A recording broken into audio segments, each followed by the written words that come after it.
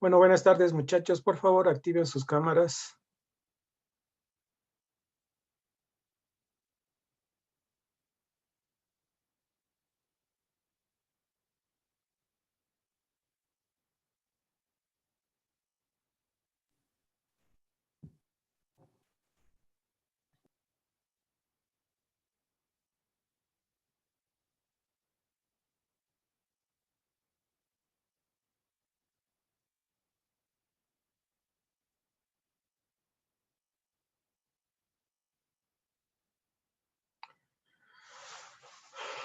A ver, Ricardo, Javier.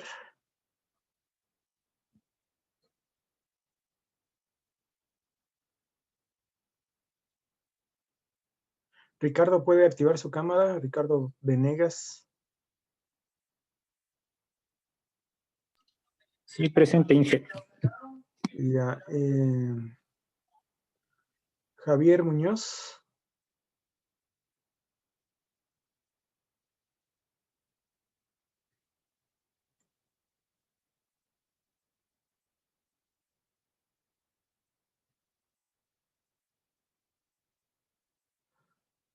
Javier Muñoz, a ver si activa su cámara. Y hay otra persona, Fausto Patiño también, por favor.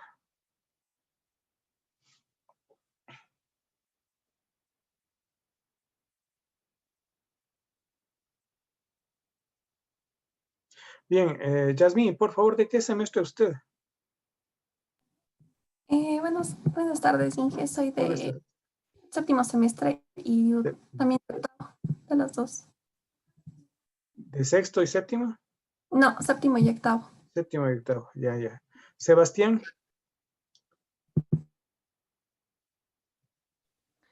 Yo, Inge, soy de octavo semestre. Ya, ya, ya. Ariana. Buenas tardes, Inge, del último semestre. ¿Noveno? Sí. Wow. Bueno, los demás supongo que están por ahí, ¿no? O sea, octavo, noveno, ¿sí? Séptimo tal vez. Bueno, entonces ya estoy hablando con personas maduras, ya personas que han sufrido tanto tiempo y van a seguir sufriendo en este semestre conmigo. Bueno, no tanto, ¿no? O sea, Linux es una materia para mí interesante. Interesante y además útil. No sé si ustedes ya tienen pensado qué es lo que van a hacer posteriormente cuando salgan de la carrera. Claro, ¿trabajar en qué?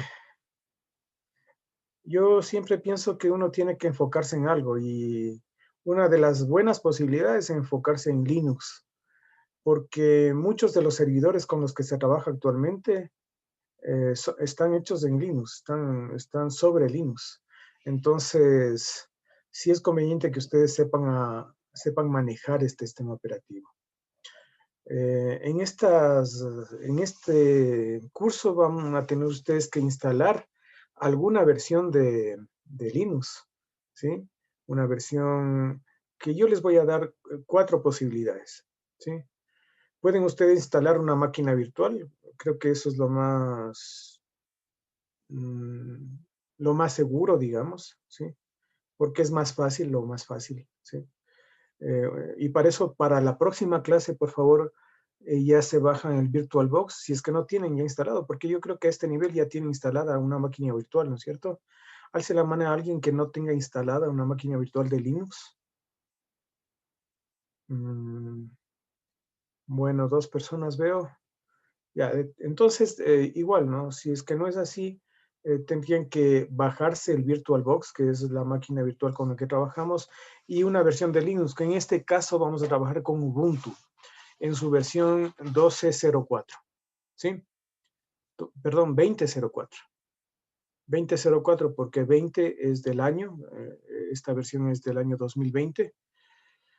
Y 04 porque es el mes en el que se lanzó. Ubuntu se lanza, tiene dos versiones que lanza anualmente. Una lo hace en abril y otra lo hace en octubre. Por eso es que la otra versión que también ya está lanzada, pero que no es LTS, es la 2010. ¿Sí? Yo la que quiero que utilicen todos es la 2004. ¿Sí? Así que esa es la distro que también tendrán que bajarse. ¿Ya? Por favor, en el chat voy a escribirles yo mi número de celular.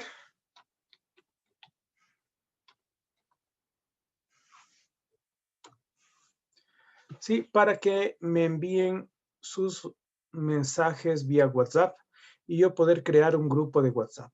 ¿Sí? Me envían un mensaje con su nombre, ¿no? El nombre que utilicen, ¿no? Sebastián Santa Cruz, Brian Cocha, etcétera, ¿no? Y ese mismo mensaje, por favor, pónganme aquí en el chat, ¿sí? Porque, bueno, por facilidad nada más de poder ponerles en el grupo, ¿sí? Así que vía chat de Zoom, de esta herramienta, y vía el WhatsApp, me envían por favor su nombre y su número telefónico. Bueno, por WhatsApp no es necesario, ¿no? Pero su nombre sí. Javier Muñoz, no le veo el video. Ricardo Venegas, Edison Casa, activen sus videos, por lo menos por hoy, ¿no? Para ver qué es lo que están haciendo. Por ejemplo, ahí veo que están chateando. Ahí veo que, ahí sí ya regresó a ver, ya muy bien. A ver, Yasmín ya no está chateando, sí, pero se les pica las manos por chatear y estaba sonriéndose. No sé con quién también estará chateando. Pero bueno, ya le estoy viendo, así me gusta. A ver, también Sebastián se hace el que no, pero sí. Bueno, verán, siempre he pensado que esta materia, la que les corresponde a ustedes, que sean de un currículum antiguo, es demasiado extensa para la poca cantidad de tiempo que tenemos de clases. Cursos como estos tranquilamente duran 70, 80 horas, ¿sí? 80 horas. Todo lo que van a ver realmente se lo puede hacer en 80 horas. Pero ¿cuántas horas tienen ustedes? Son 3 por 16, ¿no? En 48 horas. Hay muchísima diferencia en realidad. Así que por eso vamos a tener que avanzar rápido y lamentablemente no vamos a poder hacerlo con la profundidad que deberíamos en ciertos casos. Pero sí van a aprender lo más importante, ¿sí? Eso es lo que les prometo yo. Las clases, ¿cómo se llevan? Eso voy a, en este momento a decirles. Yo estaré haciendo una exposición de la clase, ¿sí? Y haré preguntas, ¿ya? Esas preguntas son evaluadas, ¿sí? Al final, contabilizaré las preguntas y veré cuánto valor les doy. Déjenme ver si tengo por ahí su currículum, aunque eso está en el aula virtual, ¿no? En el aula virtual, si ustedes van al aula virtual ahorita, y háganlo por favor, porque necesito indicarles una cosa ahí. ¿Sí? Van al aula virtual. A ver dónde está el Zoom.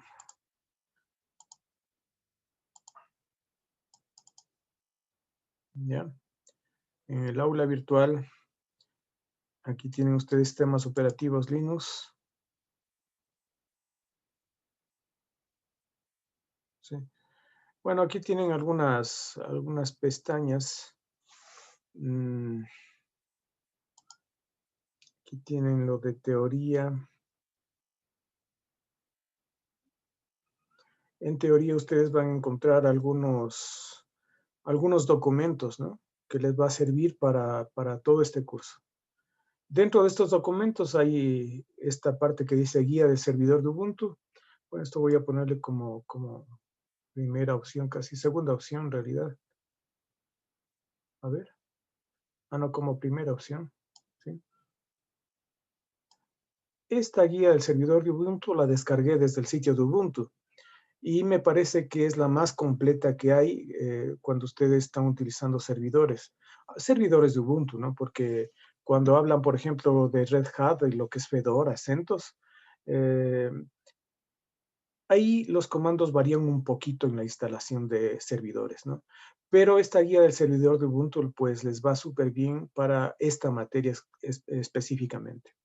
Y de ahí otros temas, ¿no? O sea, aquí no está en orden, pero ya poco a poco les iré diciendo qué es lo que vamos a ir estudiando, ¿no? Aquí están algunas presentaciones y material que es súper importante, ¿sí? Ya. ¿Qué más? En la introducción ustedes van a encontrar una primera presentación, que es la que les voy a indicar hoy, que es la introducción, ¿sí?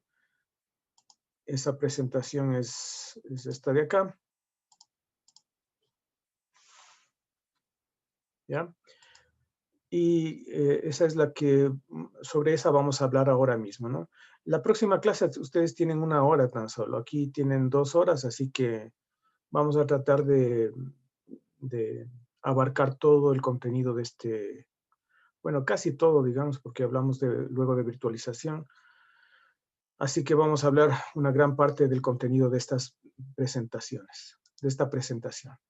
Y aquí tienen otros sitios, ¿no? En la historia de Linux es un enlace a un video que les recomiendo que lean, no es obligatorio, o que vean, no es obligatorio, pero ahí hablan de la historia de Linux, ¿no? Es que es muy interesante, le conocen ahí a Linus Torvalds, a Richard Stallman y otros capos más de la programación, ¿sí? En este enlace de instalación de una máquina virtual, para aquellas personas que no tengan instalada la máquina virtual, pues les recomiendo que sigan este video, que es un video que hice yo y está en mi canal de YouTube, para que ustedes puedan ver cómo se instala la máquina virtual. Y me parece que todos deberían verlo porque hay algunos detallitos que van ustedes a necesitar a lo largo de este curso, ¿sí? Asimismo, este video de arrastrar y compartir en VirtualBox también me parece que es importante porque les va a ayudar, ¿no?, a poder realizar sus trabajos de Linux en una forma más rápida, ¿sí? Así que estos son cosas que ustedes tendrán que ver, ¿sí? Y tendrán que hacer. Aparte, les voy a poner como un deber, ¿no?, para que luego me muestren, ¿no?, como con capturas de pantalla que han hecho estas 2 cosas, ¿no? Bueno, a ver, yo una vez voy a hablar de aquello, de esto de la máquina virtual. Verán, yo necesito que ustedes utilicen Ubuntu, ¿sí? Pero ¿cómo pueden utilizar Ubuntu? Pueden usar una máquina virtual con VirtualBox, ¿sí? O con otra herramienta como VMware, pero VMware es de pago, así que como VirtualBox es gratuita, pues, y sirve bastante bien para la materia, entonces yo les recomiendo que usen VirtualBox y ahí instalen una máquina virtual de Ubuntu. Esa es una opción. La otra opción es utilizar una partición física. Para eso tendrán que particionar su disco y dentro de la partición física instalar un sistema operativo de Linux, el Ubuntu, ¿no?, que es con el que vamos a trabajar. Esa forma de trabajar con Linux es una forma, la mejor posible, porque ahí esta partición física va a utilizar todos los recursos de la máquina, entonces va a ser muy bueno que sea así, porque si no, la máquina virtual, por ejemplo, se vuelve un poco lenta, ¿sí? Porque la máquina virtual está ocupando o compartiendo recursos que los está usando también el computador, ¿sí? Entonces, si ustedes quieren trabajar en serio con Linux, deberían tener una partición física de Linux, ¿sí? Esa es la segunda posibilidad. La tercera posibilidad es que ustedes en Windows, porque generalmente trabajan en Windows, ¿no es cierto? Alce la mano el que trabaja en Linux. Nadie trabaja en Linux, ¿no es cierto? Ya. Todos trabajan en Windows. Entonces, en Windows, ahora el Windows 10 le está dando la posibilidad de crear un terminal de Ubuntu. Así que esa es otra de las posibilidades que ustedes tienen para poder para poder instalar y trabajar con este sistema operativo de Ubuntu, ¿sí? Esa sería entonces la tercera posibilidad. Y la cuarta posibilidad de trabajar con Ubuntu sería a través de AWS, ¿sí? Es decir, la nube que trabaja con Amazon, ¿no? En Amazon. Entonces ustedes tendrían que crearse una cuenta y trabajar como estudiantes, y entonces ahí hay chance de que ustedes puedan usar la nube en la que ya está instalado el sistema operativo Ubuntu, ¿sí? Esa es otra posibilidad. Entonces, posibilidades para trabajar con Ubuntu tienen 4, ¿sí? ¿Cuál sería para mí la ideal? La que hagan ustedes una partición del disco e instalen ahí el sistema operativo. Es la mejor porque ahí no van a tener problemas de nada, ¿sí? Va a ser más estable y además estaría ocupando todo el 100% del equipo, ¿no? O sea, eso es una gran ventaja, ¿sí? Pero claro, eso es un poco más de esfuerzo, ¿ya? Porque claro, tienen que saber cómo particionar el disco y bueno, pues hacer algunas otras cosas adicionales que también dependen de si es GPT o si es, ¿cuál es la otra? La otra tecnología para particionar el disco, la antigua, no me acuerdo, bueno, pero la GPT es la última y eso siempre representa un poco de dificultades. Son las dificultades que yo ahorita mismo tengo en este equipo. En este equipo que estoy utilizando ahorita no tengo una partición física, pero en mi otro equipo, en mi otra laptop, ahí sí tengo, ¿sí? Sí tengo particionado. En este no me he dado tiempo para estudiar un poco cómo particionar, ¿no? El disco, porque este es un disco de estado sólido además, ¿sí? Entonces, esta es una buena máquina, pero en cambio, lamentablemente ahorita no tengo los conocimientos suficientes como para particionar el disco, ¿sí? Y tampoco es que quiero hacerlo porque yo ya lo tenía hecho antes, ¿sí? Y funcionó bastante bien un tiempo, pero después se dañó la memoria, perdón, el disco duro de estado sólido, y entonces tuve que hacerle arreglar y luego ya quedó limpio otra vez y ya nuevamente tendría que particionarlo, ¿no? Y nuevamente instalar y bueno, esas cosas no lo he hecho en este equipo. En el otro equipo sí tengo una partición física y dentro de esa partición física, bueno, realmente tengo varias particiones y ahí trabajo con Ubuntu y trabajo con KDE-Neon también. Sí, dos distribuciones de Linux y me va muy bien. Sí, son muy buenas las dos distros, ¿no? O sea, mi otra laptop es de una antigua, una máquina antigua.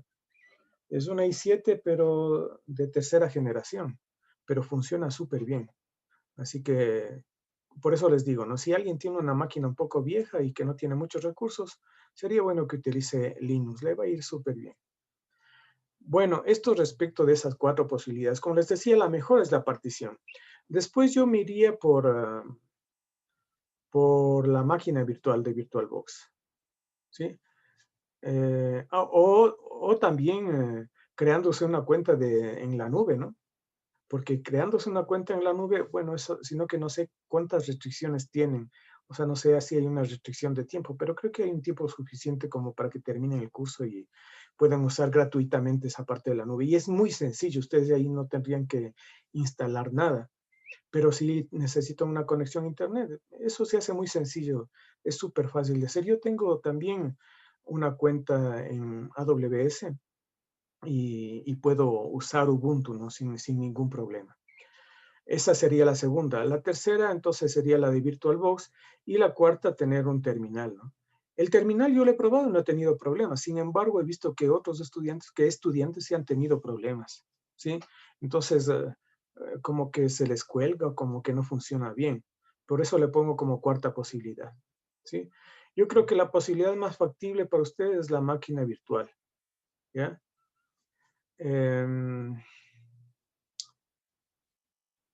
Ahora, lo que pasa es que después voy a mandarles un proyecto final y en ese proyecto final ustedes van a tener que utilizar varias máquinas virtuales para poder conectarse entre ellas, ¿sí? Entonces, si están trabajando ahorita con Windows y dentro de eso ponen 2 máquinas virtuales que estén funcionando al mismo tiempo, entonces les va a ocupar bastantes recursos y podrían tener por ahí algún tipo de problema, ¿sí? Solamente deben tomar en cuenta esas cuestiones, ¿no? Es decir, si es que yo les mando un proyecto final en el que se tenga que instalar más de una máquina virtual, que eso es seguro, por lo menos 2 máquinas virtuales, una un servidor y el otro como un usuario, ¿sí? Entonces ahí van a necesitar una buena máquina, ¿sí? Un buen procesador, una buena cantidad de memoria, un buen disco duro, ¿ya? Entonces, con esas consideraciones, pues ustedes podrían ya decantarse por una de estas opciones, ¿sí? Bien.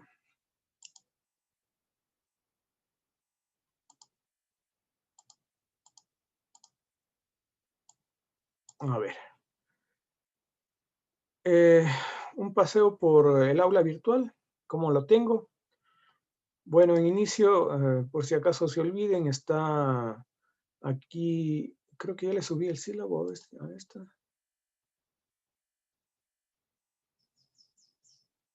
No le subí el sílabo. Bueno, de todas maneras, a mí, bueno, solo por exigencia subo aquí, porque ya tienen ustedes en el SAE, ¿no? Eso ya está subido en el SAE, el sílabo, así que ahí pueden verlo. Pero de todas maneras, voy a subirlo aquí también, ¿no? En esta parte,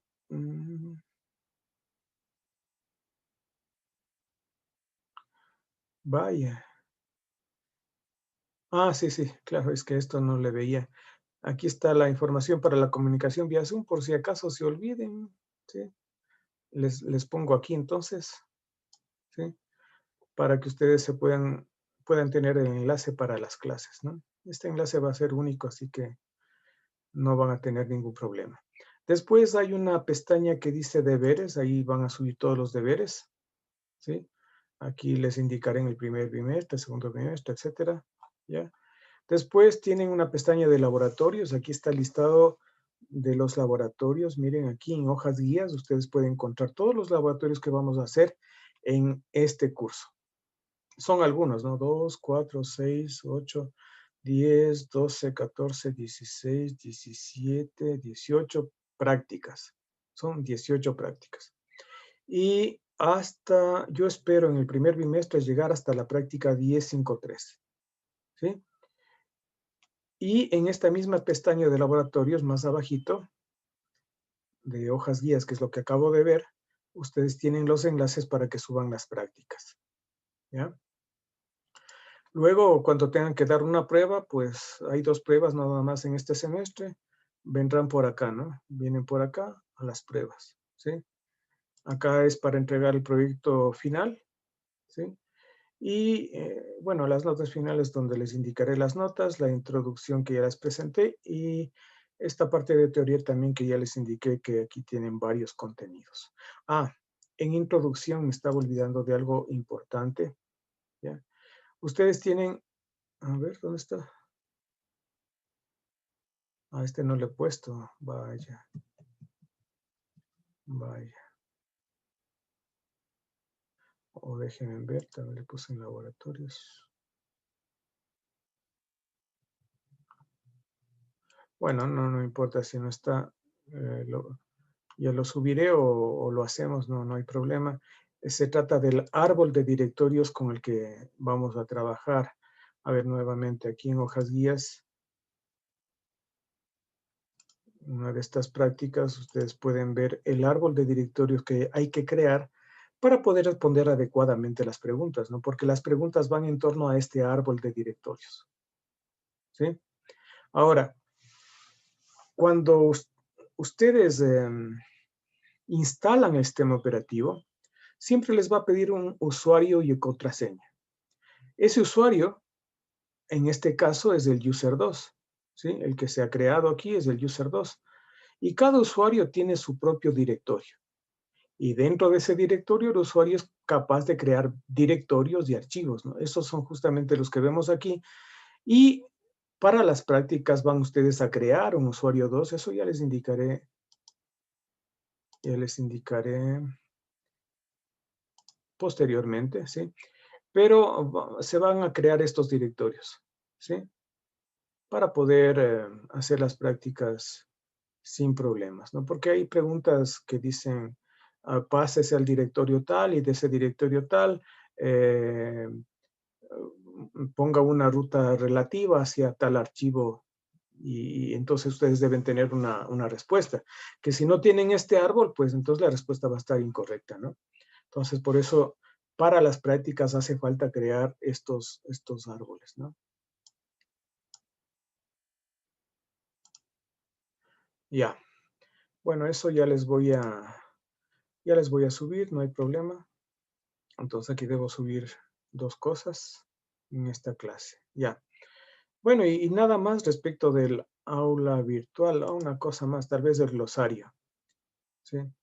Hay asistencia también aquí, pero verán, a nosotros nos han cambiado también la versión de Moodle. Y en Moodle antes teníamos una herramienta que era para ver la asistencia, ¿no? Entonces, por ahí ponía yo añadir una actividad de recurso y ponía para la asistencia, pero ahorita no encontré esa herramienta. Nos cambiaron de esta versión y, bueno, pues las cosas ahí se las maneja un poco diferente, ¿no? Y hay algunas cosas que no existen, ¿sí? Aquí tienen los videos de las clases. Aquí subiré todos los videos. Creo que estos sí copiaron, o sea, sí se copió del curso anterior, ¿sí? Bueno, esto voy más bien a tener que borrarlo, ¿ya? Y en cambio en el glosario es lo que me interesaba porque aquí está el glosario de todos los comandos que se van a emplear, ¿ya? Sin embargo, aquí no hay ninguno. O sea, yo ya tenía esto con un montón de comandos y no sé, cuando hice la migración a esta plataforma se borró todo esto. Ya voy a ver la forma de poder copiar ese glosario a esta aula para que ustedes tengan, ¿no?, una referencia de todos los comandos que vamos a emplear en este curso. Que son algunos, ¿no? Son algunos. Más de los que se indican en las prácticas, ¿no? Son más de los que están en las prácticas. Ya saben, son 18. Y en cada práctica siempre hay algún comando, ¿no? Uno o más comandos, ¿sí? Bueno, esto es entonces lo que yo tengo que indicarles respecto al aula virtual. En cuanto a la evaluación que les decía, pues yo haré la exposición y preguntaré, ¿sí? O le puedo decir, a ver, ¿qué comando se utiliza para hacer esto? O cómo emplearía, o qué comando emplearía para tener este resultado, o cosas por el estilo. Y eso les pregunto, y eso ustedes tienen que responder. Responden bien, tienen 1, responden mal, tienen 0. ¿Sí? Al final, contabilizaré la cantidad de preguntas y eso tiene un valor. Ahora déjenme ver dónde está el sílabo de ustedes de este curso. Esto es de créditos. A ver si está por aquí la evaluación, porque si en el otro curso lo he puesto mal. Sí, aquí está bien. No sé por qué en el otro curso puse mal. Bueno, la prueba vale 30%, o sea, 3 puntos. ¿Sí? En clase yo haré preguntas. De pronto hago trabajos en equipo, ¿sí? Trabajos individuales. Esto vale 50%. Se dan cuenta que aquí hay una buena cantidad de la calificación que está dividida en todo esto. Entre ellas están las preguntas, ¿no? O sea, eso es importante, ¿sí?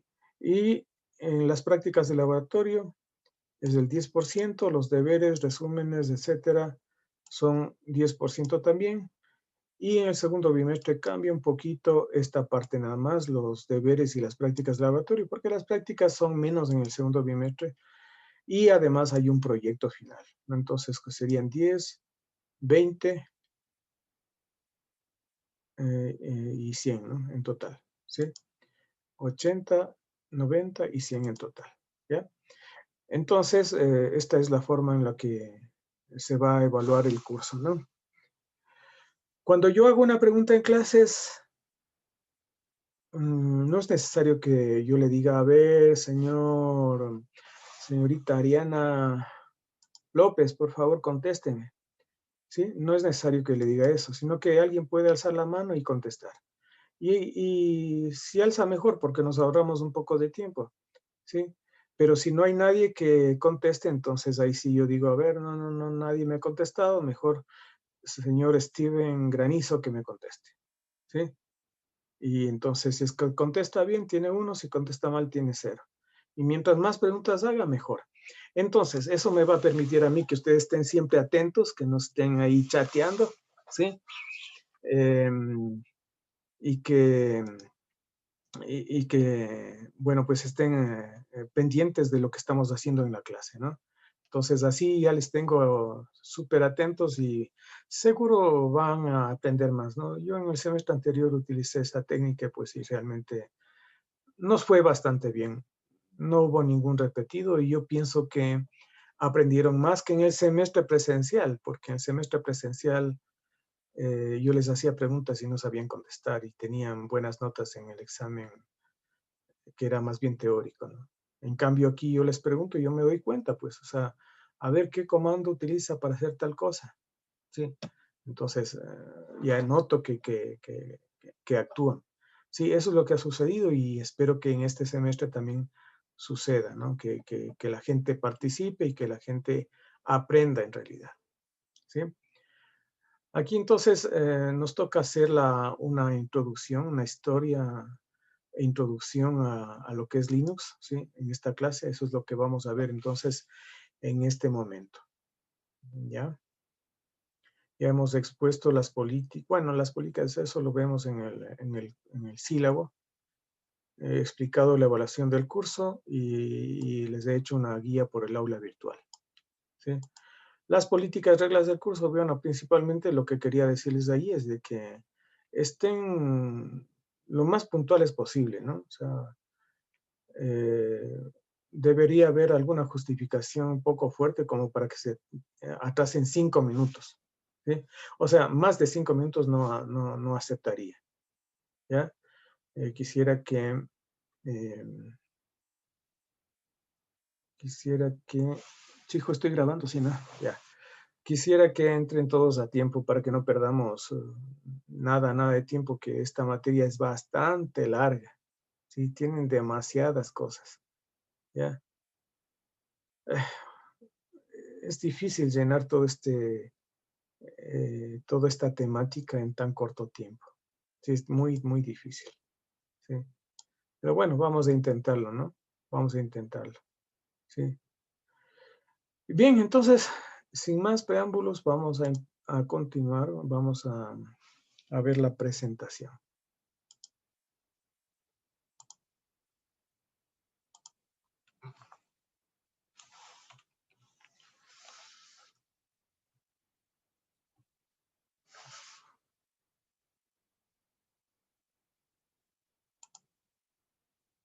A ver.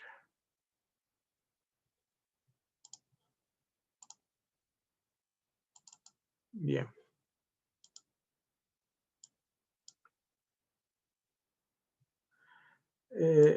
No solamente en esta presentación, sino en todas las que vienen. Si es que ustedes tienen alguna pregunta en ese momento, es mejor hacerla en ese momento, ¿no? No esperar hasta que yo termine la presentación para que me pregunten, ¿sí? Es que eso lo digo por experiencia propia.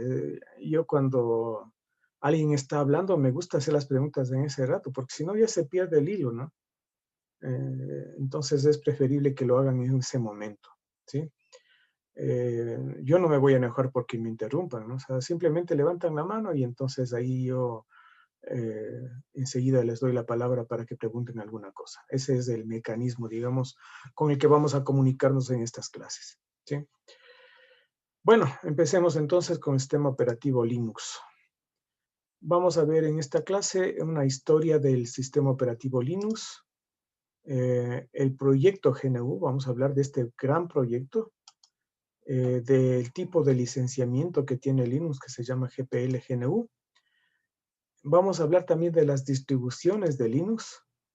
Y vamos a empezar con esto de la virtualización básica. Si no, eso ya lo dejamos para la siguiente clase. Yo quiero que esto de la virtualización nos centremos en hacer solamente ese trabajo. Por eso es que todos deberían tener una máquina virtual por lo menos, ¿sí? Aunque tengan ustedes una partición física con Linux, también deberían tener una máquina virtual, porque va a ser necesario para este tipo de aprendizaje que nosotros estamos haciendo aquí, porque ya les digo, va a tener que comunicarse una máquina con otra. Así que en este caso van a tener que comunicarse su máquina host con su máquina guest, ¿sí? Es decir, lo que están viendo ustedes ahorita en sus pantallas, todo lo que tienen ustedes es su host. Pero cuando crean una máquina virtual, Es como crear una PC dentro de su PC. Y a esa PC que está creada se le llama el guest, el invitado, ¿sí? Entonces van a tener necesariamente que instalar una máquina virtual. Si es que ustedes tienen una partición física donde tienen Linux, igual van a tener que instalar una máquina virtual, pero felizmente VirtualBox también es una herramienta que se la puede utilizar en Linux sin ningún problema, ¿sí? Es multiplataforma, así que se puede utilizar también en Linux y van también a necesitar crear una máquina virtual, ¿sí? Así sea en una partición física de Linux. Bien. También vamos a hablar de la instalación del sistema operativo Linux, pero en este caso, más bien yo lo que les recomendaría es que vean ese enlace que yo tengo, en el que les indico cómo instalar el sistema operativo Linux. Bueno, vamos a hablar entonces de la historia del sistema operativo Linux. Primero deben saber que es una versión de Unix, ¿sí? Fue creado por Linus Torvalds en 1991. Bueno, en realidad él estuvo desarrollando Linux desde hace varios tiempo antes, pero en el 91, desde algún tiempo antes, pero en el 91 fue lanzada la primera versión de Linux. Y se llamó Linux, bueno, porque alguien le convenció de que sea así, ¿no? Él quería que se llame, bueno, otro nombre, no me acuerdo, pero alguien le dijo que sea Linux porque justamente se basó en Unix. Entonces esa X es la que se le introdujo a Linux para que sea Linux, ¿sí? La primera versión del kernel que desarrolló Linus Torvalds, que además fue un ingeniero, ¿de dónde fue? Finlandés, ¿sí? Me parece que fue de ahí. Y que es de ahí, ¿no? O sea, porque él todavía está dirigiendo este proyecto del kernel, es el que toma las decisiones más importantes de cómo debería enfocarse el kernel de Linux actualmente, ¿sí? Y a él le encantaba programar. De hecho, el kernel de Linux es programado en C. Él empezó a programar a los 10 años de edad en un computador que le regaló su abuelo, ¿sí? Entonces, es un geniecito, ¿no? O sea, realmente es un capo de la programación. Y este kernel le sirvió en cambio a Richard Stallman, que era el que manejaba el proyecto GNU, para que se cree el sistema operativo ya completo, que le llamaron GNU Linux, ¿no? Así que el Linux se ha popularizado mucho entre aquellos que buscamos una alternativa a estos sistemas que son de pago, ¿no? Como el Windows, por ejemplo, ¿sí? Además, ustedes deben saber que los grandes servidores, o sea, servidores de video, servidores de correo, servidores web, todos esos servidores son Linux, ¿sí? O una gran parte, pero una gran parte en realidad, ¿sí? Entonces, por eso realmente ustedes deberían enfocarse también a trabajar en Linux. Ustedes creo que son de redes, ¿no? De telecomunicaciones. ¿Alguien me dice? De De telecomunicación. tele, creo, Inge. Ya, de tele, gracias. Ya. Bueno, claro, ustedes no necesitan estar tan especializados, ¿no? Pero siempre es bueno conocer todas las capas del modelo OSI. Y en la facultad se conoce con un buen nivel de detalle hasta la capa 3. Pero en cambio, bueno, y parte de la capa de aplicación, ¿no? Pero sí sería bueno tener, por ejemplo, una certificación de un sistema operativo como Linux y tener una certificación de redes como en Huawei o de Cisco, ¿no? Entonces eso es importante para ustedes porque los de telecomunicaciones también trabajan en esta parte de redes, ¿no? En lo que tiene que ver, todo lo que tiene que ver con redes. Así que es muy importante que ustedes tengan también ese tipo de certificación. ¿Sí? Bueno, este es el icono o el logo que representa a Linux, ¿sí? En general. De ahí hay otras distribuciones de Linux, ya les voy a explicar por qué, porque uno realmente se vuelve un poco loco, dice, ¿Y qué es entonces Ubuntu? ¿Y qué es CentOS? ¿Y qué es Fedora? ¿Qué es eso? ¿Es Linux? Bueno, pues ya les voy a explicar de qué se trata todo esto. Pero el kernel de Linux, el corazón de todos estos sistemas operativos, en realidad fue creado por Linus Torvalds. Y el logo que le gustó es el pingüino. Y creo que era porque algún rato fue al zoológico y le mordió la mano un pingüino. Eh, Creo que era algo así, no estoy muy seguro. Es que de esto han surgido varias leyendas, ¿no? O sea, de grandes hombres surgen grandes leyendas, ¿no? Linus Torvalds está todavía joven, ¿no? Pero miren que ha hecho bastante, ¿no? Ha hecho bastante, ¿sí? Crear un sistema operativo Linux pues, y que dé guerra a los sistemas operativos de costo como Windows, la Microsoft, pues es una lucha bastante tenaz. ¿Ya? Ahora, como Linux, o más bien Linus Torvalds, desarrolló el programita este del kernel en lenguaje C, lo hizo para un microprocesador Intel x86 porque su PC tenía un microprocesador así, un Intel x86, ¿sí? Pero después, cuando en el 91 ya lanzó el kernel de Linux, ¿sí? Hubo mucha gente que colaboró en este trabajo, de tal manera que Linux ya creció, y creció rápidamente, tanto así que ya podía ser capaz de trabajar con otros CPUs. Ustedes saben que cuando se hace un programa, este programa trabaja para un procesador. O sea, es que algún rato este código que nosotros estamos escribiendo tiene que traducir a un lenguaje de máquina, ¿sí? Y ese ejecutable, el ejecutable pues, va a funcionar en esa máquina con ese procesador, ¿sí? Y si yo voy con ese ejecutable a otro sistema operativo o con otro procesador, eso no va a funcionar. ¿Por qué? Porque cada microprocesador tiene su propio set de instrucciones, ¿sí? Entonces, por eso es que se especifica aquí, ¿no? Originalmente, Linux fue desarrollado para un microprocesador Intel x86. Después se lo modificó para que trabajara también con otros procesadores como el de 64 bits, no el mismo Intel, pero de 64 bits, un procesador de Alpha, un Sun Spark, Ultra Spark, un Motorola, o sea, el MIPS y el PowerPC, o sea, e incluso el mainframe de la IBM S390. O sea, con todos estos procesadores puede ser capaz de trabajar Linux y realmente Linux, por esta razón, se dice que se ejecuta en CPUs de más amplia variedad de fabricantes que cualquier otro sistema operativo. O sea, los otros sistemas operativos también trabajan en varios procesadores, pero este trabaja en más procesadores que los otros. ¿Sí? Ahora hablemos un poco del proyecto GNU. Muchos componentes del sistema operativo han sido agregados por desarrolladores independientes y del proyecto GNU de Free Software Foundation. Este proyecto GNU fue dirigido por Richard Stallman, ¿sí? Richard Stallman se le considera el padre del software libre, ¿ya?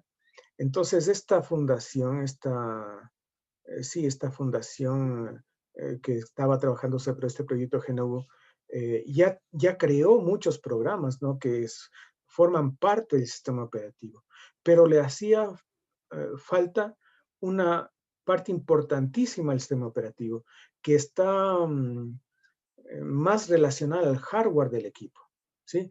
Porque el software realmente está como un poco más arriba, el software del sistema operativo está más arriba, pero el kernel está como un poco más pegado a la parte del hardware. Eso es justamente lo que le faltaba al proyecto GNU. Y quien proveyó el kernel fue justamente Linus Torvalds, ¿sí? Con su kernel de Linux. Y entonces las dos cosas juntas hicieron que apareciera el sistema operativo GNU Linux, que ahora se le conoce simplemente como Linux, ¿sí? Pero en realidad el término y el nombre completo sería GNU Linux, ya que muchas cosas que tiene Linux las obtuvo del proyecto GNU, ¿sí? Así que el kernel de Linux es el corazón del sistema operativo que controla la interacción entre el hardware y las aplicaciones, ¿sí? Todos los sistemas operativos tienen un kernel, ¿ya? Pero el kernel de Linux fue creado por Linus Torvalds, ¿sí? Que se unió al proyecto GNU y resultó en el sistema operativo GNU Linux, ¿ya? Si ustedes quieren alguna información, la pueden obtener de este enlace, www.linuxdoc, ¿sí? Vamos a visitar este sitio web donde se incluyen algunas cosas, ¿sí? A ver, déjenme ver primero esta parte.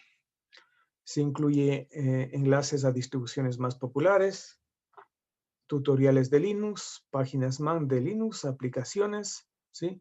Documentación, los foros que son muy importantes porque cuando uno no sabe qué hacer o cómo manejar o cómo configurar cierta aplicación, puede ir al foro y preguntar a alguien. Seguro que hay alguien siempre que ayuda, no está dispuesto a ayudar o que ya hubo preguntas al respecto y se contestaron. Así que los foros son muy, muy importantes. Voy a este sitio entonces de Linux.org. Es este de aquí. Déjenme ver. Ya se ve, ¿no? Y entonces en este sitio, como les decía, por ejemplo, hay los foros, ¿sí? Están los foros. Podemos buscar en los foros, ¿sí? Hay cosas nuevas. Aquí están tutoriales para principiantes, intermedios, avanzados, ¿sí? Y aquí están enlaces a las distribuciones más populares, ¿sí? Según este sitio de Linux.org, las más populares son Ubuntu, CentOS, Debian, Fedora, Slackware, Mint, Ubuntu, Arch, OpenSUSE, Red Hat, etcétera, etcétera, etcétera. Miren que aquí hay poquísimas distribuciones de todas las que se conocen, ¿no? Es que hay un montón de distribuciones, ¿sí? Todas estas son Linux, porque el kernel que manejan estos sistemas operativos son Linux. Por eso es que se les conoce como distribuciones de Linux. Ahora, para entender esto de por qué hay tantas distribuciones de Linux, hay que pensar en lo siguiente. El tipo de licencia que tiene Linux, que es abierto, el código del programa del kernel está abierto. Es decir, uno puede ver cómo se ha programado, qué instrucciones tiene, ¿sí? ¿Cuál es el código de todo el kernel de Linux? Porque es una programación en C. Ahora, bueno, el proyecto GNU Linux, o sea, fue algo original, pero alguien dijo, ¿qué tal si cambiamos esto y le mejoramos un poco? Y además le ponemos estas aplicaciones que están dirigidas, por ejemplo, a diseño gráfico. ¿Qué tal si ponemos eso? Y entonces ahí es cuando nace una distribución, ¿sí? Es decir, se basan en algo y de ese algo aumentan y mejoran otras cosas. Y ahí es cuando nace una distribución. Y como hay un montón de gente por ahí, ¿sí?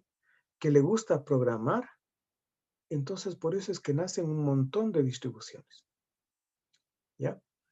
Miren que aquí solamente se mencionan 25, ¿no? Las más populares, dice aquí según este sitio, ¿sí? Luego, si uno quiere descargarse, simplemente hace clic, por ejemplo, va a Ubuntu, y aquí están las descargas, aquí está la descarga para escritorio. Hace un rato me descargué porque yo voy a instalar una máquina virtual con el Ubuntu de escritorio, porque hay otros Ubuntu, por ejemplo, más abajo ustedes ven el servidor de Ubuntu, o sea, Ubuntu para servidores, para la nube, para IoT, por ejemplo, que este IoT sirve para poner los sistemas operativos en estas Raspberry, no sé si ustedes han escuchado, ¿sí? Las Raspberry Pi, ¿sí? A través del puerto USB yo puedo instalar un sistema operativo, que en este caso podría ser el de Ubuntu, y funciona perfectamente, porque los sistemas operativos de Ubuntu en realidad no usan tantos recursos como los utiliza Windows. ¿Sí? Entonces, por eso es que, sí, pues muchos equipos utilizan Linux como sistema operativo. Unos de ellos que yo conozco es y de grandes fabricantes es los de Cisco. Los equipos de Cisco usan Linux, ¿sí?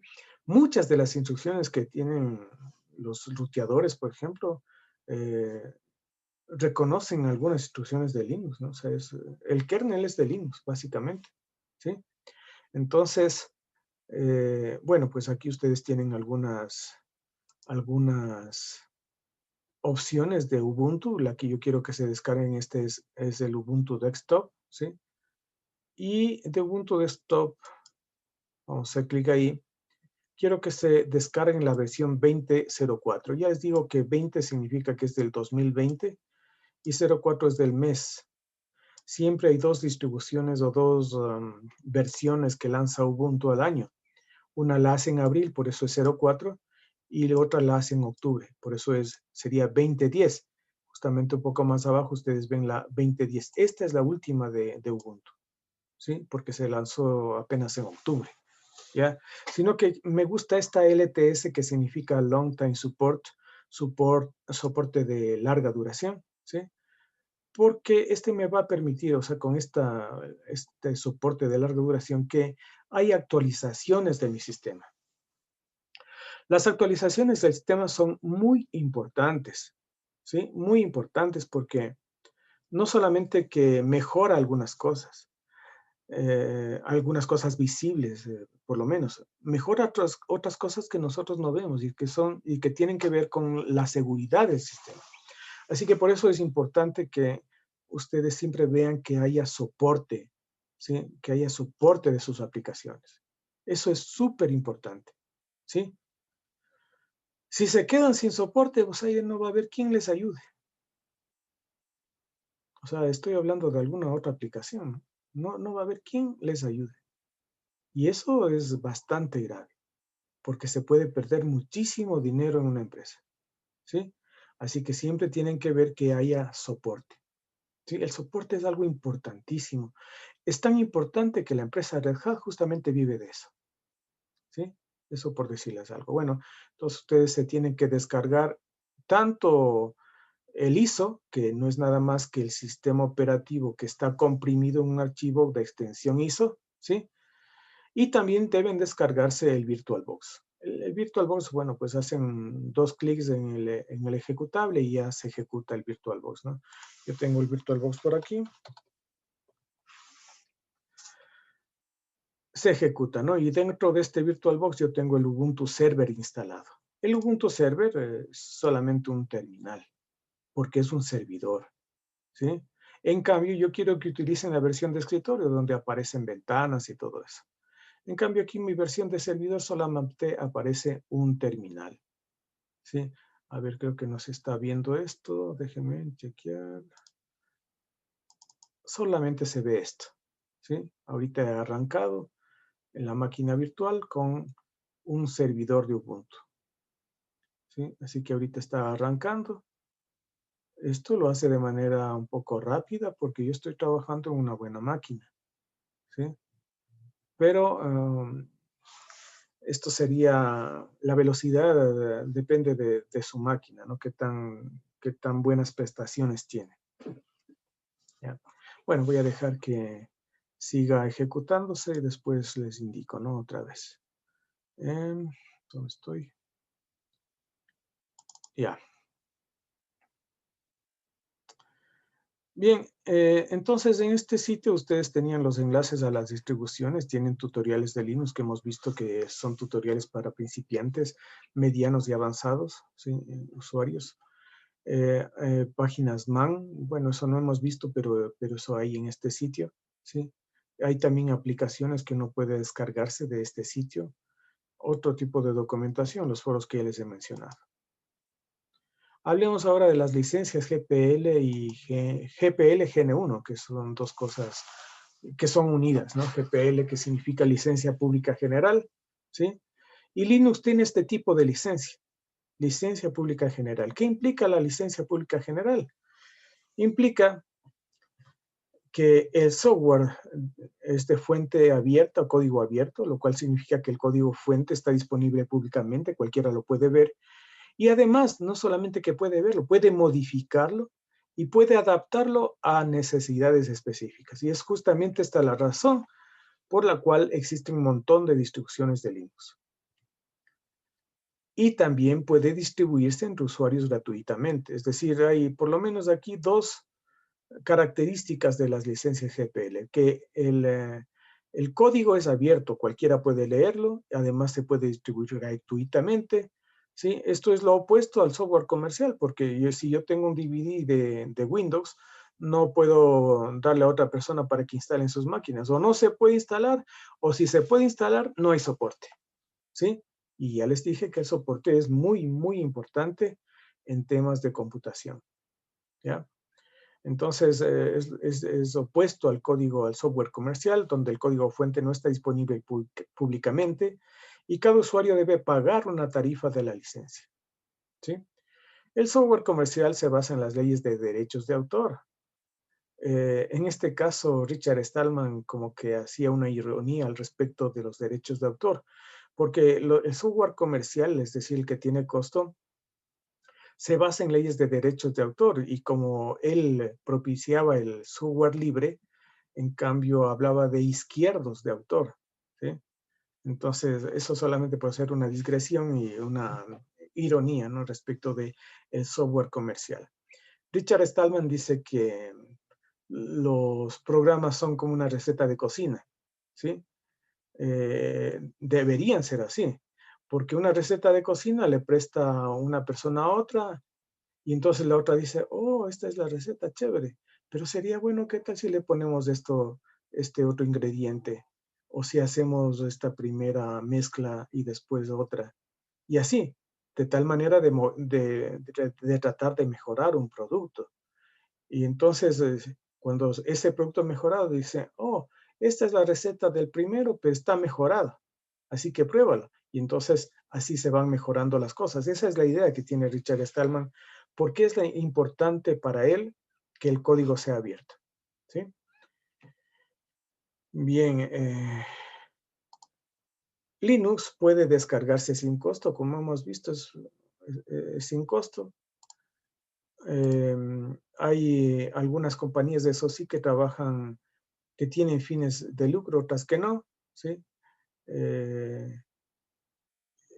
Por ejemplo, Red Hat, ¿no? O sea, puede distribuir el software gratuitamente, pero en cambio lo que le hace sobrevivir a esa empresa es el soporte que pueden dar de su software, ¿sí? Del software que distribuye, ¿sí? Bien, eso es lo que estoy indicando en este siguiente párrafo. Ya. Ya sabemos que el componente principal de cualquier distribución es el mismo kernel de Linux. O sea, todas tienen el mismo kernel. Además del kernel y las aplicaciones, hay otros componentes de una distribución. Incluyen las herramientas de instalación, bootloader, ¿sí? Y programas de utilidades. O sea, una distro tiene todo esto. Kernel, aplicaciones, otros componentes específicos de la distribución que incluyen las herramientas de instalación, el bootloader y programas de utilidades. Ahora, algunas distribuciones son más gráficas y orientadas hacia los usuarios nuevos. Por ejemplo, el Ubuntu Desktop, el KDE-Neon, que a mí me gusta mucho. KDE-Neon es una distribución súper buena. Sí, me encanta porque, como les digo, el trabajo en esta distribución de escritorio es súper amena, ¿sí? Me gusta cómo hay las animaciones, cómo se mueven las ventanas, cómo tiemblan, cómo de pronto desaparecen como en la lámpara esta de Aladinos. O bueno, hay algunos efectos, ¿no? Y eso me gusta, o sea, como que le hace más agradable trabajar en ese sistema operativo. Por eso me gusta mucho KDE Neon. Aunque he tenido algunos problemitas, por eso es que ya luego cambié nuevamente a Ubuntu y estaba trabajando en Ubuntu últimamente, ¿sí? Otras distribuciones son más básicas y se concentran en los desarrolladores y la gente que ya está familiarizada con Unix. Más bien aquí tiene que ver con que hay distribuciones que solamente son de terminal, ¿sí? Entonces, los servidores utilizan solamente terminales porque ellos necesitan que todos los recursos estén enfocados a proveer el servicio a los usuarios, ¿sí? Eso es algo importante, ¿ya? Veamos. En este enlace se pueden ver, bueno, esto ya hemos visto, así que esto no le hagan caso, son las distribuciones, las 25 más populares que les mostré hace un rato, ¿sí? Y antes de pasar a la virtualización básica, quiero mostrarles algo referente a las distros de Linux.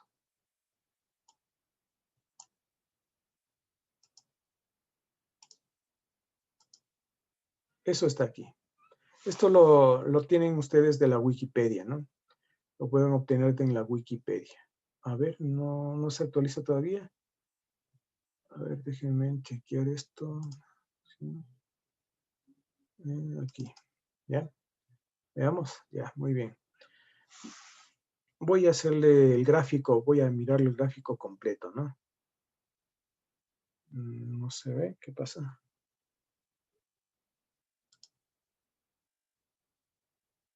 Bueno, aquí está el gráfico, miren.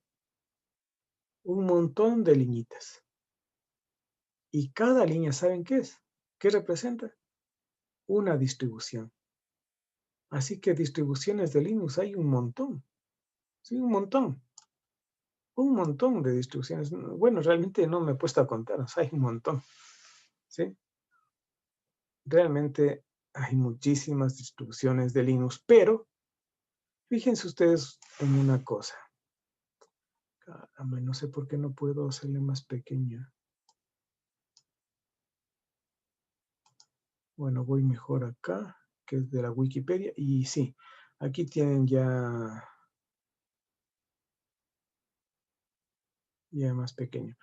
Verán que es una línea de tiempo, ¿no? Entonces, las distribuciones que aparecen aquí a esta altura, ¿sí? Son las más antiguas, ¿sí? Las más nuevas aparecen al final, ¿ya? Así que las más antiguas, según lo que se ve aquí, es esta, por ejemplo, esta que ven ustedes acá, hay otra por acá, hay otra por acá, hay otra un poco más acá, sí, hay otras que vienen por acá.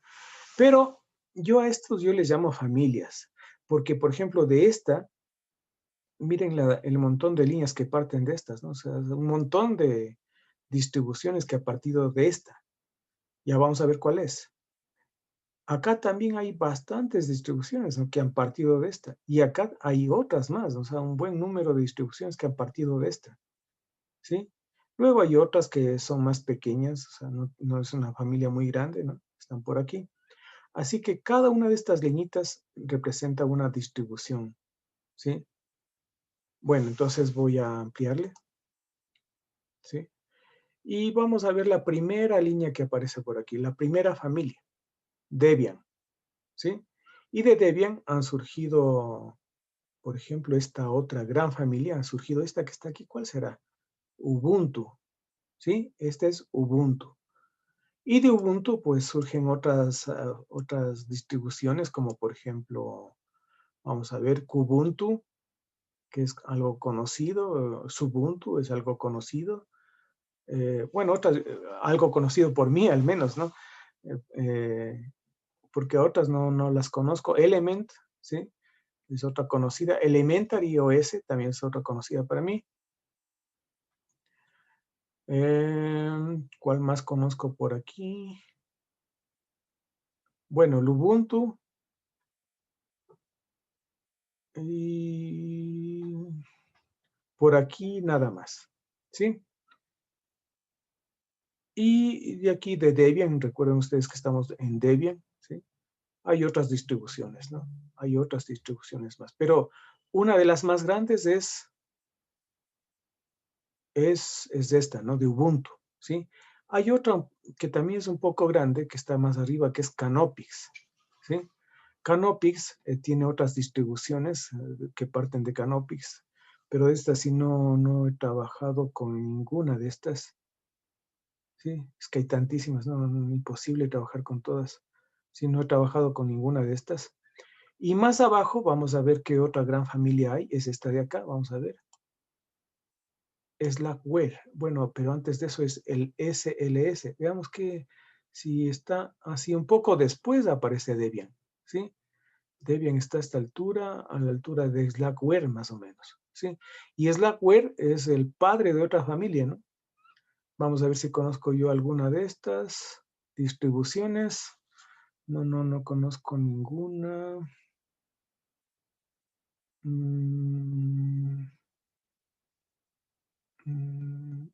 El SUSE. Esta es muy utilizada, muy empleada, muy famosa. SUSE, ¿ya? Luego hay otra gran familia, veamos cuál es, la de Red Hat. Aquí está CentOS, acá está Fedora, sí, estas provienen de Red Hat. Estas las conozco, ¿no? Otras, Mandrake también creo que hay por ahí, algún rato manejé Mandrake, sí, aquí está, ¿sí? Y de Mandrake se volvió Mandriva, ¿sí? Es una versión francesa, es una distribución francesa. Miren que hay distribuciones, por ejemplo, de Argentina, me parece que de Brasil, ¿sí? Por aquí hay un montón de distribuciones. Luego hay otra familia que también es un poco grande, Enoch, ¿sí? Gentoo, Chrome OS, Chromium OS, estas son conocidas, del Gentoo, ¿sí? Son conocidas, ¿sí? No sé si hay algo más también conocido. El Chromium, bueno, ya les dije, ¿no? Chromium OS, Gentoo.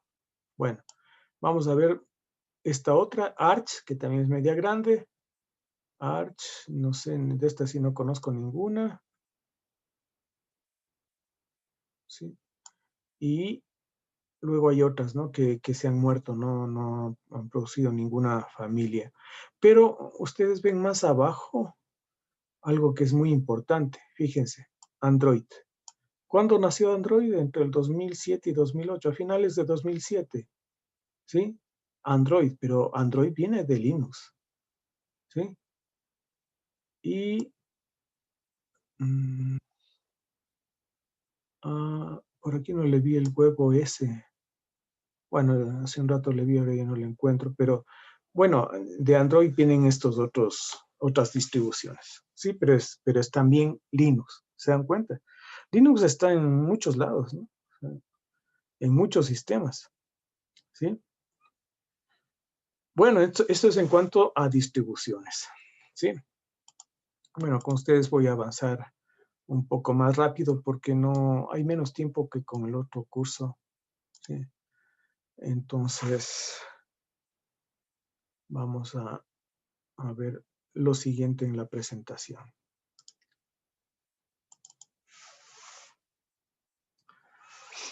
Ya. A ver. Vamos a ver entonces virtualización básica, ¿no? Por favor, mientras yo voy hablando, por favor descárguense el VirtualBox. A ver si se pueden descargar en el tiempo que hay la distribución de Ubuntu 20.04. Y bueno, vamos a continuar con esto, ¿no? Bueno, primero tienen que saber que una máquina virtual es un software, simplemente es un programa que corre un sistema operativo anfitrión. En nuestro caso, este sistema operativo anfitrión va a ser Windows, ¿no? Yo ahorita estoy trabajando en Windows, así que ese va a ser mi sistema operativo anfitrión, pero bien puede ser Linux también. En Linux puedo también descargar un VirtualBox, por ejemplo, y ahí cargarle un sistema operativo como el otro mismo Linux, de otra misma distribución de Linux, la misma distribución u otra diferente, ¿no? Así que una máquina virtual no es nada más que una aplicación en la que corre un sistema operativo anfitrión o host y simula un sistema de computación o computador virtual guest o invitado. O sea, en nuestro sistema operativo, Windows en este caso es nuestro anfitrión. Pero dentro de cuando creamos una máquina virtual, esta máquina virtual va a ser el guest o invitado. O sea, estos son dos conceptos que hay que manejarlos claramente, ¿no? Recuerden que cuando hay alguna cosa que no esté clara, me preguntan nomás, levantan la mano y enseguida yo les contesto, ¿sí? No vale que se queden así con la duda, porque esa duda siempre va a estar ahí presente y no les va a dejar seguir poniendo la atención al 100%, ¿sí? Bueno, al menos eso me pasa a mí. Cuando yo me quedo con una duda es que estoy con dale y dale y ya me desconcentro del resto. Bueno. Bien. A ver, ¿qué es lo interesante? A ver, déjenme ver. Ya. Mediante el uso de estas máquinas virtuales se puede tener en un mismo computador varias máquinas virtuales corriendo con diferentes sistemas operativos. Una máquina virtual la puedo tener corriendo con Ubuntu, otra con CentOS, otra si es que puedo, con un sistema operativo iOS, ¿sí? No sé. Hay algunas posibilidades, ¿sí? Otra con otro Windows, ¿sí? Entonces, yo puedo tener varias máquinas virtuales corriendo con diferentes sistemas operativos, ¿sí? Aquí cabe mencionar que cuando yo creo una máquina virtual, esta máquina virtual utiliza los recursos del computador en el cual yo estoy instalando esa máquina virtual. Entonces, jamás una máquina virtual podría tener los mismos, la misma potencialidad que tiene una máquina física. Cuando yo creo una partición, ¿sí? Cuando yo creo una partición, entonces ahí esa partición física puede instalarse un sistema operativo como Linux y ese Linux va a utilizar todos los recursos del computador, entonces ahí no voy a tener problema.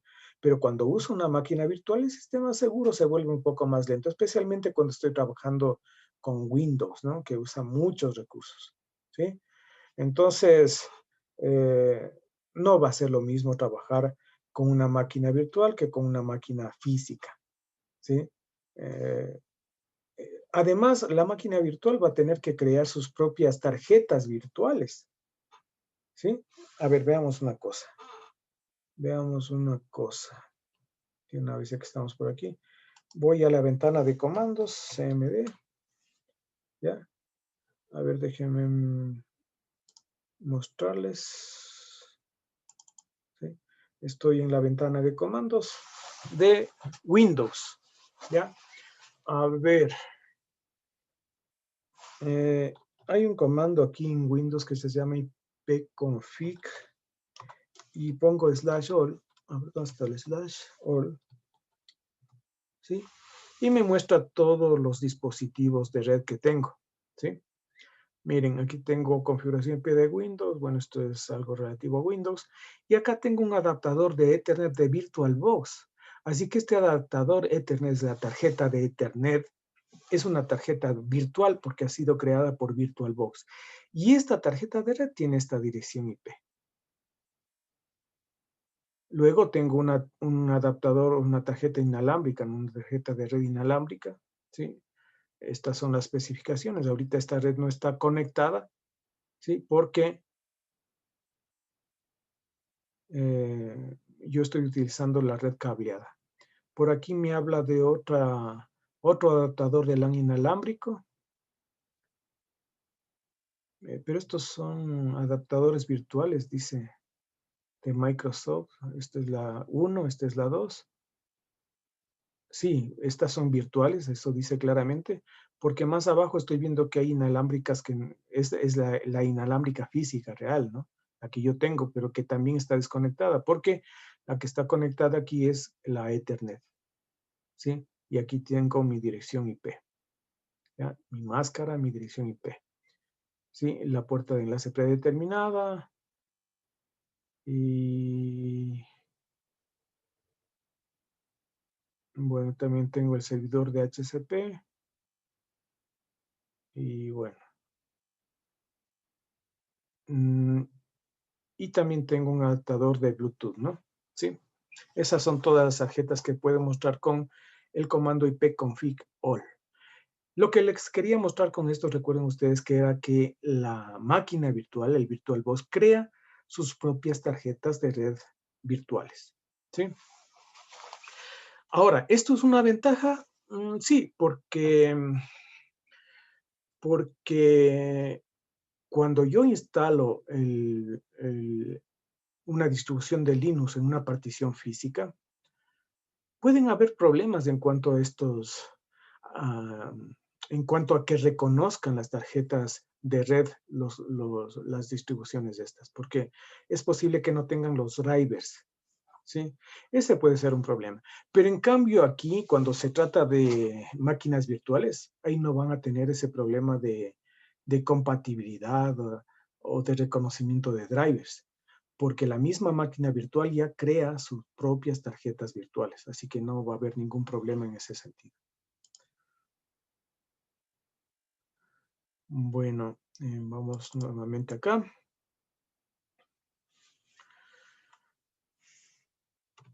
La virtualización permite un ahorro considerable de costos como energía, mantenimiento, espacio, ya que las máquinas actuales como laptops, desktops de servidores en la mayoría de los casos son subutilizadas, llegando a un uso de entre el 30 y el 60% de su capacidad. Bueno, cuando estoy hablando de servidores, ¿sí? Ahí no voy a tener cosas bonitas, ventanas, animaciones, cosas por el estilo, solo tengo texto, ¿sí?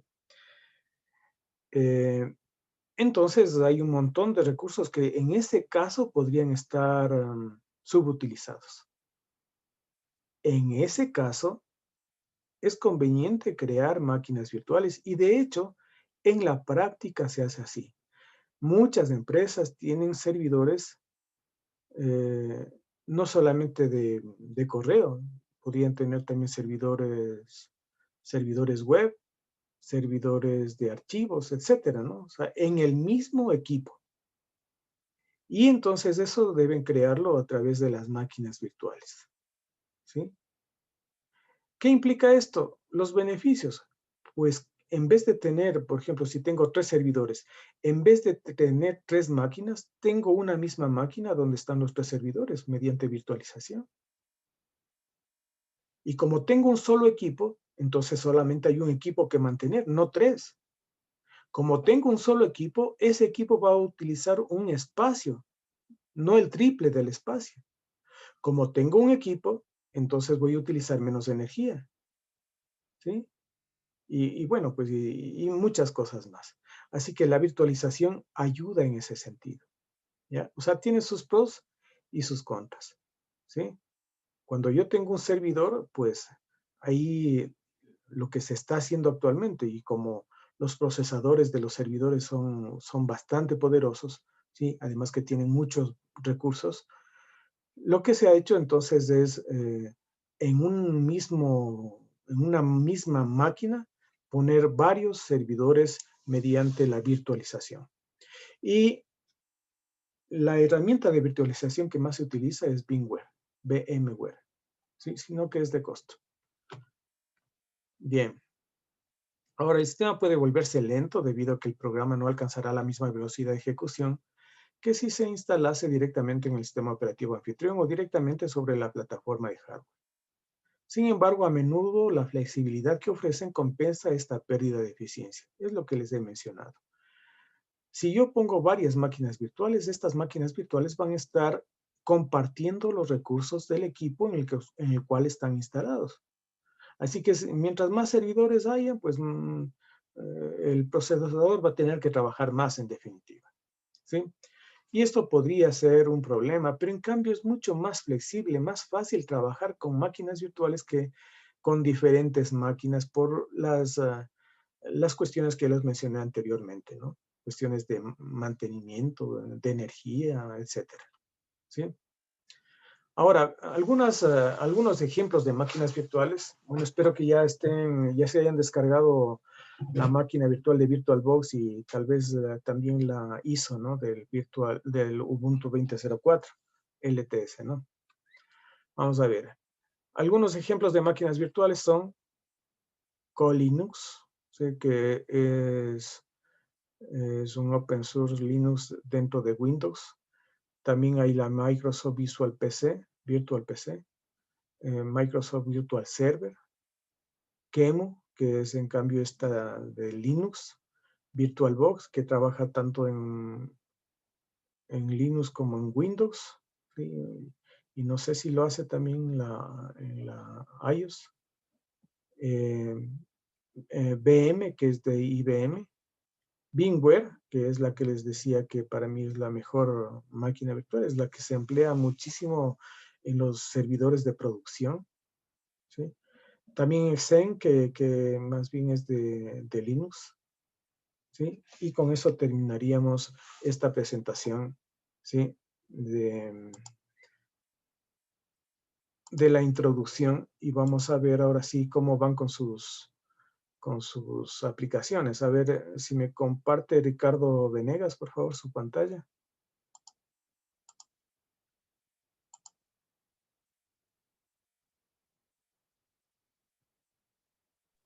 Sí, Inge, lo que pasa es que estoy solo desde el celular porque mi hermano está en clase. Entonces ya desde la próxima clase sí ya vamos a comenzar o sea, en la laptop que tengo, que es la que tengo con VirtualBox y Linux, ya tengo instalada en sí ya la máquina virtual. Pero ahorita estoy solo desde el celular. Bueno, no hay problema. A ver, vamos con Sebastián Cruz, Santa Cruz.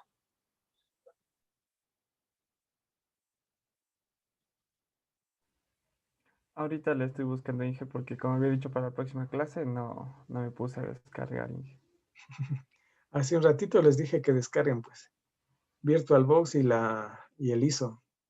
Ariana, ¿tiene? Sí, Inge, ya lo comparto en la pantalla. Ya. Edison Casa está con su celular o con...